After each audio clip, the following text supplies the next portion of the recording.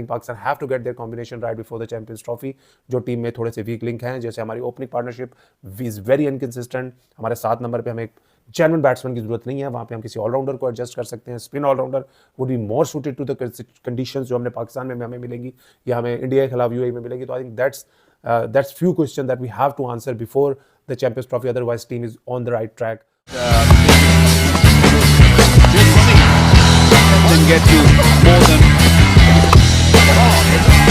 They seem to have the next one.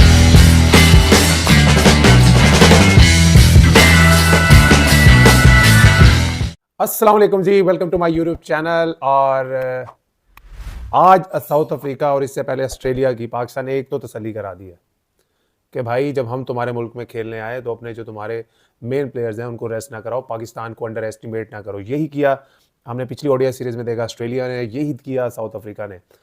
Pakistan की T20 team बेशक struggle करती हुई हमें नजर आ रही है पिछले कुछ टाइम में, लेकिन ओडीआई टीम को हम देख रहे हैं कि वो एक अच्छी शेप में नजर आ रही है हमें। सीरीज बाय सीरीज हमने ऑस्ट्रेलिया में वनडे सीरीज जीती, हमने जिम्बाब्वे में वनडे सीरीज जीती, हमने अब साउथ अफ्रीका जिसको एशियन जो टीम्स होती हैं उनके लिए सबसे मुश्किल एक वेन्यू समझा जाता है जीतने के लिए।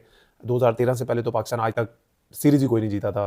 पाकिस्तान क्या, कोई एशिया की टीम आज तक साउथ अफ्रीका में सीरीज नहीं जीतेगी, और पाकिस्तान ने 2013 में जीती, 2021 में जीती, और आज भी सीरीज को पाकिस्तान ने 2-0 की जो लीड है वो हासिल कर ली है। आज सबसे पहले तो साउथ अफ्रीका ने एक गलत फैसला किया। एक ड्राई पिच पे उन्होंने पता नहीं क्या सोचा, उन्होंने टॉस जीत के पाकिस्तान को खेलने की दावत दी और उन्होंने सोचा कि पाकिस्तान की बैटिंग थोड़ी क्रम्बल्ड करेगी। एज यूजुअल हमारा ओपनिंग पार्टनरशिप ज़्यादा नहीं चली। आज फिर अब्दुल्ला शफीक 0 पे आउट हुए। देखें, अब्दुल्ला शफीक के बारे में ना मैं पिछले 1.5-2 महीने से कह रहा हूँ, देखिए no doubt is a very good young player, मगर ज़रूरी नहीं होता कि यार एक बंदा अगर एक फॉर्मेट में अच्छा खेल रहा है तो वो दूसरे में भी अच्छा खेले। वो वनडे में रन्स करते हैं मगर इज़ फार मोर इनकन्सिस्टेंट बहुत है वो। जब हमने देखा है, जब छोटा टोटल होता है चेस करने के लिए ही परफॉर्म, वो वनडे में उस तरह की जो आपको टॉप 3 से कंसिस्टेंसी चाहिए होती है वो हमें नज़र नहीं आती उनसे। अगर हम अब्दुल्ला शफीक की जगह ऑब्वियसली अभी फ़खर जमान ने टीम में आना है तो obviously he will take his place. और सैम अयूब भी आज 20 ऑड पे आउट हो गए। और आज सबसे अच्छी जो चीज़ हुई जिसका पूरा पाकिस्तान बड़ा बेताबी से इंतज़ार कर रहा था कि पिछली 21 जो इंटरनेशनल इनिंग्स थी उसमें बाबर आजम की तरफ से 50 नहीं आया था। तो हर कोई दुआ कर रहा था because he is our prime batsman. तो उनका फॉर्म में आना चैंपियंस ट्रॉफी से पहले बहुत ज़रूरी है। तो आज उन्होंने एक अच्छी डिसेंट इनिंग्स खेली। ही वॉजंट एज डोमिनेंट जिस तरह वो अपने प्राइम पे थे, बट इट्स गुड साइंस कि उन्होंने एक फॉर्म हासिल की। He scored 76। रिजवान और उनकी दोबारा एक लंबी पार्टनरशिप हुई जिसमें दोनों ने एट टाइम्स स्लगिश भी लगे और हमें लगा कि पाकिस्तान शायद स्लो खेल रहा है, मगर आई थिंक जिस तरह से उनको कॉम्प्लीमेंट किया बाद में आके आगा सलमान ने और कामरान गुलाम ने, क्या बात है कामरान गुलाम की। उन्होंने मेरे समेत बहुत से पाकिस्तान के क्रिटिक्स होंगे जिनको गलत साबित किया है, बिकॉज मैं ये समझता हूँ उनके साथ खेला हुआ कि यार he is not suited to bat at 6। और मैंने कभी उनका ये जो उनका ये जो मूड है, जिस मूड में वो आज खेले, जितने लंबे लंबे उन्होंने छक्के मारे, मैंने आज तक डोमेस्टिक क्रिकेट में भी नहीं देखा। और लेकिन ये चीज़ शो करता है कि जब आपने बहुत ज़्यादा डोमेस्टिक क्रिकेट खेली होती है तो आप टेम्परामेंटली मेंटली कितने स्ट्रॉन्ग होते हैं। He was asked to bat at 6, he was asked to bat after 37 hours, जो कि उनकी स्ट्रेंथ नहीं है। वो डोमेस्टिक क्रिकेट में नंबर 3 पे खेलते हैं। I think he scored 60 odd और उन्होंने क्या बैटिंग की। आई थिंक मज़ा आ गया। 5 या 6 उन्होंने छक्के मारे और उसके बाद पाकिस्तान ने अच्छा फिनिश किया। आई थिंक उस ग्राउंड में जहाँ पे डे एंड नाइट मैच में एक average score 330, and I think when Pakistan scored 330 against Pakistan की bowling lineup, it was always going to be difficult. और शाहीन शाह की अगर तारीफ ना की जाए तो आई थिंक ये ज़्यादती होगी। जिस तरह से उन्होंने बॉलिंग की और with new ball with first change पे आए, उन्होंने एंड में भी पाकिस्तान को जब भी विकेट की जरूरत थी उन्होंने 4 खिलाड़ियों को आउट किया। नसीम शाह ने भी 3 खिलाड़ियों को आउट किया।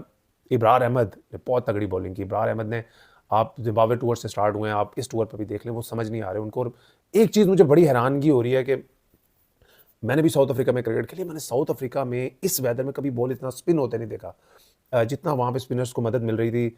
और मुझे ये समझ नहीं आई कि साउथ अफ्रीका की ने ये कंडीशंस क्या सोच के बनाई थी। आई थिंक उन्होंने जो कंडीशंस बनाई है तो पाकिस्तान को ज़्यादा सूट कर रही थी। आई थिंक पाकिस्तान को की बहुत अच्छी एक सीरीज़ विक्ट्री है जो पाकिस्तान ने ऑस्ट्रेलिया में जीती, साउथ अफ्रीका में जीती। अब पाकिस्तान को आई थिंक कंप्लेसेंट नहीं होना, पाकिस्तान को रिलैक्स नहीं होना। ये this is part of preparation for the champions trophy. और एक चीज़ आपको माइंड में रखनी है कि जो बायलैटरल सीरीज इस टाइम हो रही हैं इसमें दुनिया की जितनी भी टीमें खेल रही हैं उनकी फुल स्ट्रेंथ टीमें नहीं खेल रही। तो पाकिस्तान की टीम में अभी भी जो वीक लिंक्स हैं उनको ठीक करने की जरूरत है। जैसे मुझे लगता है कि मैंने पहले भी अपनी 2-3 वीडियोस में जिक्र किया है कि जो इरफान नियाजी हैं वो मुझे थोड़ा इंटरनेशनल क्रिकेट के लिए अभी स्पेशली ओडीआई क्रिकेट के लिए ना हाफ कुक चाहिए लगते हैं।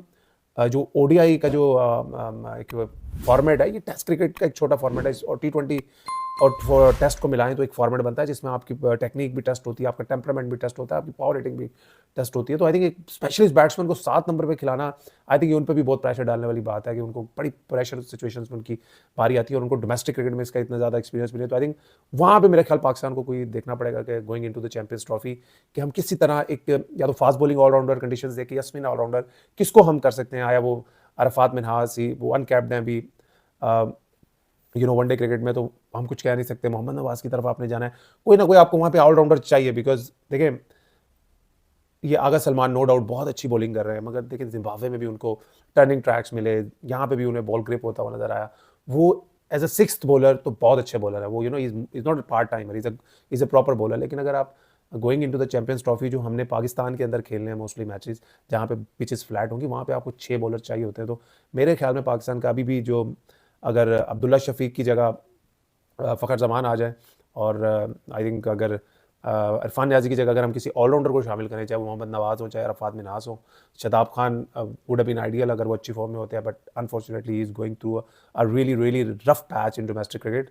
और I think it's a great win for Pakistan, great win.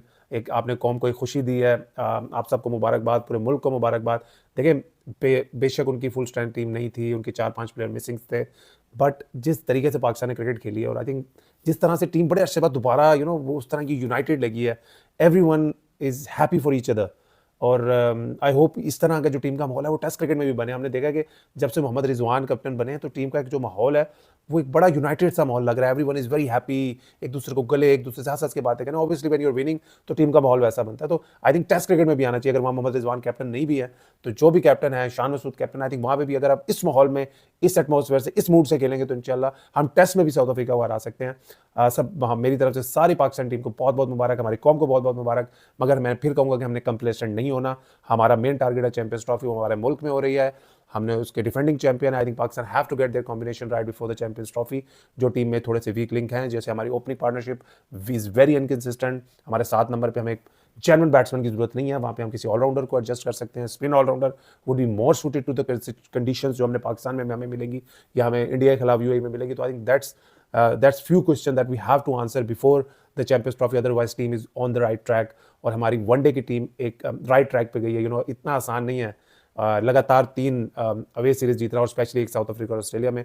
Wish all the best guys. And और हमारे पास ये अपॉर्चुनिटी है, हमने पहले 2 सीरीजें जीती, हमने क्लीन स्वीप नहीं किया साउथ अफ्रीका को। आई थिंक साउथ अफ्रीका में this is our opportunity, try to go out there in the next game and win it for Pakistan and do the clean SVEEP.